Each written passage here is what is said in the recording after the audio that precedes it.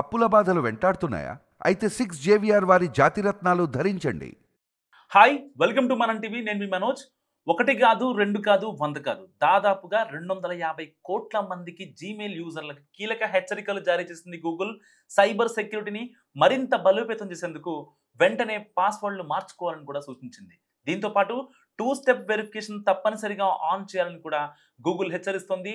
Hacking ప్రయత్నాలు విచ్చలవిడిగా పెరగడంతో గూగుల్ ఈ హెచ్చరికలు జారీ చేస్తుంది యూజర్లకు. అయితే వీటి వెనుక షైనీ హంటర్స్ అనే ఇంటర్నేషనల్ హ్యాకర్ల ముఠా ఉన్నట్టు కూడా గూగుల్ గుర్తించింది.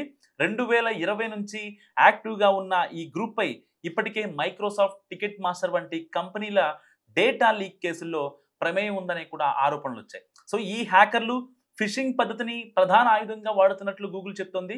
నకిలీ ఈమెయిల్లు పంపి యూజర్లను వేరే లాగిన్ పేజ్లోకి మళ్లించడం, సెక్యూరిటీ కోడ్లు సహా కీలక సమాచారాన్ని దోచుకోవడం వీళ్ళ ప్రధానమైన వ్యూహం.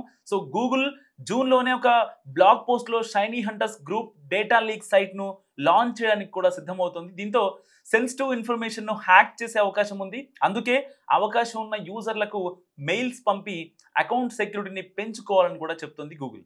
దీని ద్వారా ఈమెయిల్కు అడిషనల్ సెక్యూరిటీ యాడ్ అవుతుంది కాబట్టి హ్యాకర్లు మీ పాస్వర్డ్ను తెలుసుకున్నప్పటికీ సెక్యూరిటీ కోడ్ లేకుండా లాగిన్ కాలేరు. సో బేసిక్గా ఇది ఒక జీమెయిల్కే పరిమితం కాదు. బ్యాంకింగ్, షాపింగ్, సోషల్ మీడియా అకౌంట్ల వంటి అన్ని ప్రధాన ఆన్లైన్ సర్వీసుల్లోనూ 2 స్టెప్ వెరిఫికేషన్ ఇప్పుడు అందుబాటులో ఉంది. సో ఎవరికైతే మెయిల్స్ వచ్చాయో వాళ్ళందరూ 2 స్టెప్ వెరిఫికేషన్ చేసుకోవాలని కూడా గూగుల్ చెప్తుంది.